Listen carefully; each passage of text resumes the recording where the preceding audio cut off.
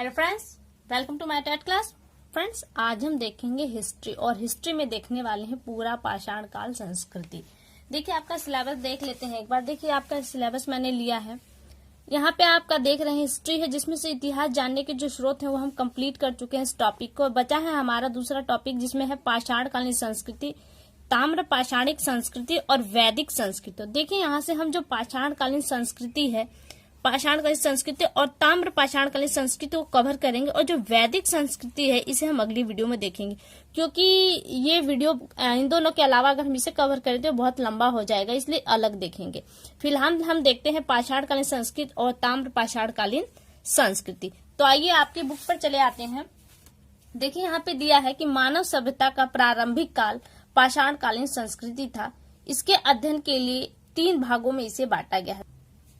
तो आप जानते हैं कि हमारी संस्कृति जो लोग थे बहुत पहले, वो उनका आधार ही था, क्योंकि पत्थर उस वक्त बहुत थे, तो जो उनका प्रयोग था, आधार था, वो सब कुछ पत्थर था, पाषाण ही था। इसलिए इस काल को पाषाण का नाम दिया गया, और सबसे अधिक लंबा काल यही चला था, पाषाण कालीन। तो यहाँ पे देखिए, यहाँ पे इसके 3 खंड जो दिए गए उन्हें देख लेते हैं। पहला है पूरा पाषाण काल, जो 20 लाख से 10,000 ईस्वी पूर्व चला। उसके बाद यह है मध्य पाषाण काल, जो 10,000 से 6,000 ईस्वी पूर्व चला। तीसरा है नव पाषाण काल, जो 6,000 से 1,000 ईस्वी पूर्व के मध्य चला। यहाँ पे हम तीनों कालों को देखेंगे। पहले देखेंगे पूरा पाषाण काल। पूरा पाषाण काल यहाँ पे देखिए, पूरा पाषाण काल। पूरा पाषाण काल 2 शब्दों, पूरा यानी कि प्राचीन और पाषाण यानी कि पत्थर, दोनों से मिलकर यानी कि प्राचीन काल में जो पत्थर थे उनसे हुआ। इस काल में आदि मानव द्वारा प्रयुक्त किए जाने वाले पत्थर के औजारों के रूप में आकार और जलवायु में होने वाली परिवर्तन के आधार पर इस काल को भी 3 भागों में डिवाइड किया गया।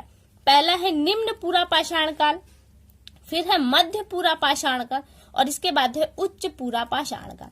तो अभी हम देखेंगे निम्न पूरा पाषाण काल। इस काल के प्रमुख उपकरण कौन थे? हस्त, कुठार, गणासा एवं शवदक थे। इस काल में 2 प्रमुख संस्कृतियां मिलती है। पहली है चापर चापिंग पेबुल संस्कृति, और दूसरी जो पंजाब की सोहन नदी घाटी में विकसित होने के कारण इसे सोहन संस्कृति के नाम से भी जाना जाता है। और वहीं जो देखिए दूसरी संस्कृति है वो हैंड एक्स संस्कृति है। हैंड एक्स संस्कृति मद्रास के समीप ये पाई गई। इस समय के मनुष्य निग्रेटो जाति के थे। यानी कि प्रश्न यहाँ से बनेगा कि पाषाण कालीन जो नव पाषाण काल था उसमें मानव जाति को क्या कहा जाता था? वहां पे मानव जाति को निग्रेटो कहा जाता था। आगे आता है मध्य पाषाण काल। 3 काल है, तो 3 काल में से पहले के नाम को जान लीजिए, तीसरे के नाम को, बीच वाले काल का तो नाम ही है मध्य, जो मध्य में है।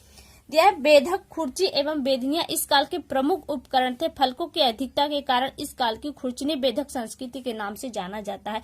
खुर्चनी बेधक का इस्तेमाल होने के कारण कह रहा है कि खुर्चनी बेधक संस्कृति के नाम से इस काल को जानते हैं।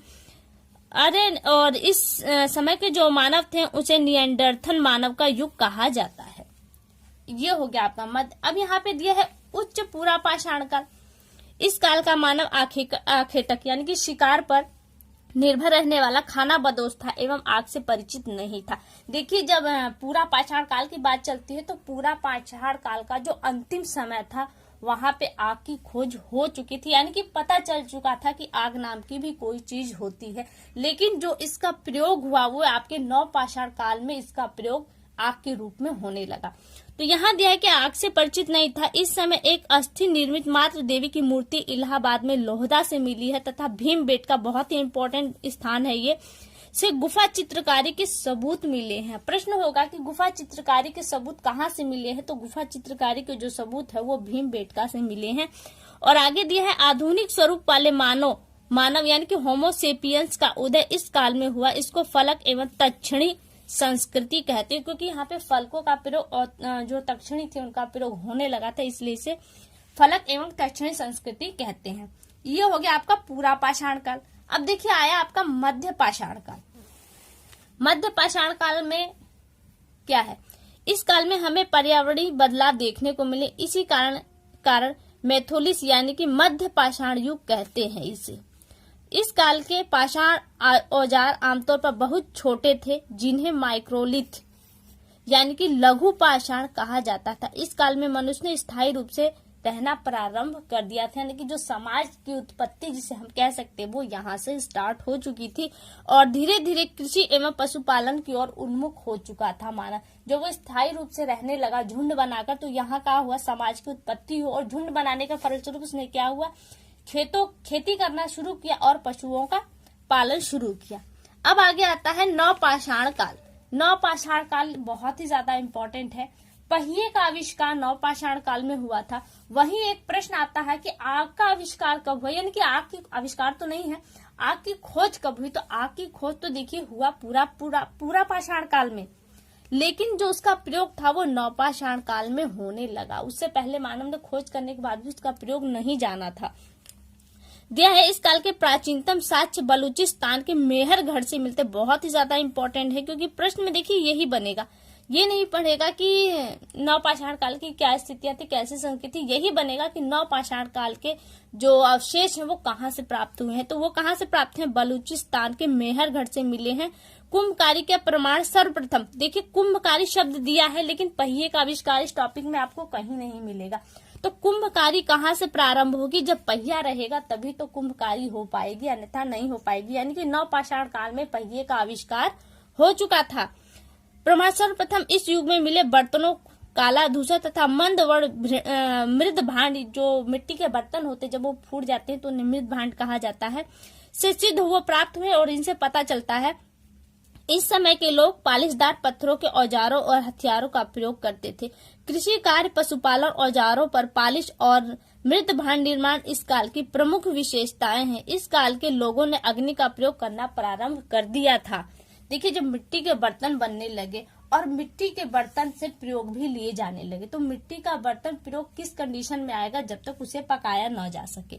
तो आग का प्रयोग हुआ होगा तब तो उन मिट्टी के बर्तन को पकाया गया होगा।